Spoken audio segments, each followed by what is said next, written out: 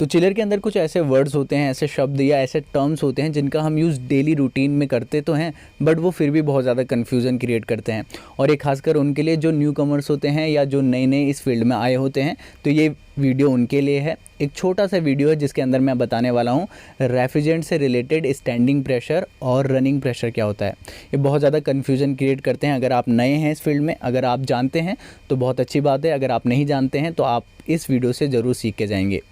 तो standing pressure क्या होता है? तो स्टैंडिंग प्रेशर चिलर का वो प्रेशर होता है जब आपका जो रेफ्रिजरेंट है वो स्टे पोजीशन पे होता है, यानी कि आपने चिलर ऑन नहीं किया है और जो रेफ्रिजरेंट है वो हर एक पार्ट में, चिलर के हर एक पार्ट में क्या होता है, बराबर प्रेशर पे स्टे कर रहा होता है, आराम कर रहा होता है, क्योंकि आपने चिलर ऑन नहीं किया है। उसको हम कहेंगे स्टैंडिंग प्रेशर। किस तरीके से पता करते हैं? आपके पास मैनिफोल्ड गेज है तो आप सर्विस वाल पे मैनिफोल्ड गेज लगा के चेक कर सकते हैं, चाहे सक्शन, चाहे डिस्चार्ज, चाहे आप लिक्विड साइड पे।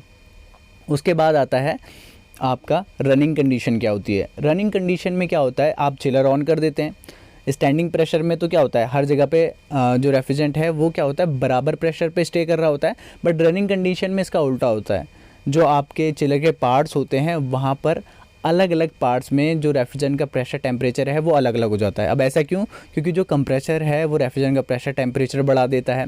वही कंडेंसर में जाकर क्या होता है, जो आपका रेफ्रिजरेंट है वो क्या करता है, अपना हीट क्या करता है, रिमूव करता है, जिसकी वजह से उसका प्रेशर कम होता है या टेम्परेचर कम होता है। और जो आपका चिलर होता है या इवेपोरेटर होता है वहाँ पर कुछ और कंडीशन रहती है। तो इस तरीके से रनिंग कंडीशन में जो सक्शन, डिस्चार्ज या ऑयल प्रेशर रहता है वो बहुत अलग देखने को मिलता है, किसके मुकाबले? स्टैंडिंग प्रेशर के मुकाबले। तो ये दो कॉन्सेप्ट हैं, और स्टैंडिंग प्रेशर और जो रनिंग प्रेशर है इनमें ये डिफरेंस आपको देखने को मिलता है।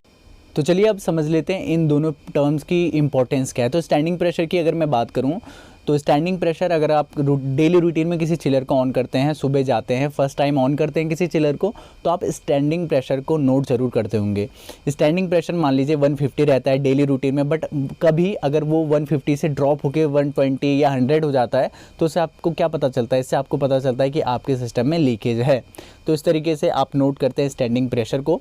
उसके बाद अगर मैं बात करूँ, ये R22 का मैंने एग्जांपल दिया था इसलिए मैंने 150 बोला था, और रेफ्रिजरेंट में कुछ और हो सकता है।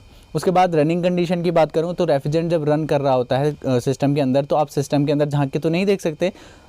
तो मैनिफोल्ड गेज जो है या जो आपकी गेजेस लगी होती हैं, चाहे वो डिस्प्ले हो कुछ भी हो, उसमें आपको शो होता है कि अंदर का जो प्रेशर है, चाहे वो डिस्चार्ज हो, सक्शन हो, ऑयल प्रेशर हो, किस तरीके से अंदर काम कर रहा है। जैसे कि आपको पता चल जाता है कि रेफ्रिजरेंट किस तरीके से अंदर साइकिल में रन कर रहा है और अंदर के पार्ट किस तरीके से वर्क कर रहे हैं उसके साथ।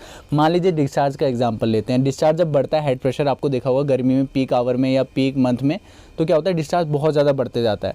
इससे आपको क्या पता लग पाता है कि डिस्चार्ज बढ़ रहा है, तो आपका जो रेफ्रिजरेंट है वो अच्छे से हीट को रिमूव नहीं कर पा रहा है। अगर वाटर कूल्ड चिलर्स में बात करूं तो वाटर कूल्ड चिलर्स में आपने देखा होगा पीक मंथ में जब गर्मी बहुत ज़्यादा रहती है, आपके दो कूलिंग टावर चलाने पड़ते हैं एक चिलर के साथ।